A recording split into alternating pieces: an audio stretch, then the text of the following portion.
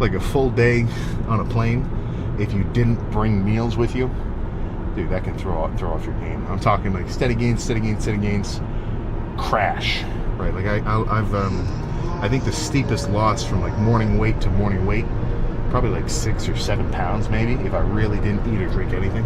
And then it's almost like from my stomach's perspective, oh, we're not eating a bunch of food anymore? Finally, right? I can chill. Because your body doesn't want to grow. At least, not once you're kind of relatively full grown. If you're like 13, it's a little different. But you don't really want to bulk up or cut down. That's why it's so difficult to make these changes to your body's composition. Because it just wants to stay the same. Like, frankly, from your build's perspective, it wants to eat the same amount of food every day, drink the same amount of water, do the same amount of activity, get the same amount of sleep, and just stay very consistent, right? So for you to take control over that natural instinct to just remain stagnant, it's not a super easy thing to do. It's not impossible, and honestly, it's not the most complicated either. But it's just these little things being consistent on the regular, right? Meals, calories, sleep, drinking a freaking ton of water, cardio. You know what my stance is there. I don't even have to get into it.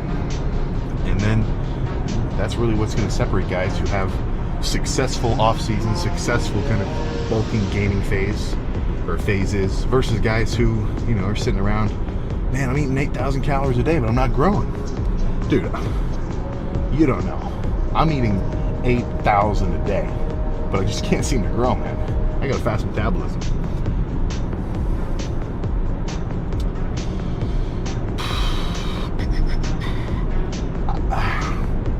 I don't have a rebuttal. Sometimes you got to listen to that and say, man, that's crazy. Maybe you got to eat 20,000. Shit, man. Maybe you got to start eating 50,000 a day. Then you'll start growing. That's up to you. But if I'm being a bit more real, we know the drill. And anybody who's, if you know anybody like that, I don't think there's a good separation. There's people who overestimate their calorie intake. That's this group right here. And then there's people who track their calories and who get it. They get the cardio, they get the calories, they understand like holding water, holding carbs, being depleted. And these two do not overlap.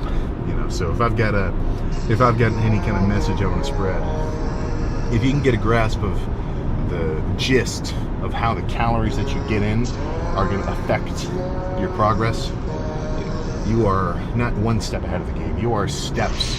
You are leaps and bounds ahead of the game. So that's my finisher kind of statement there. So send that to anybody who you know.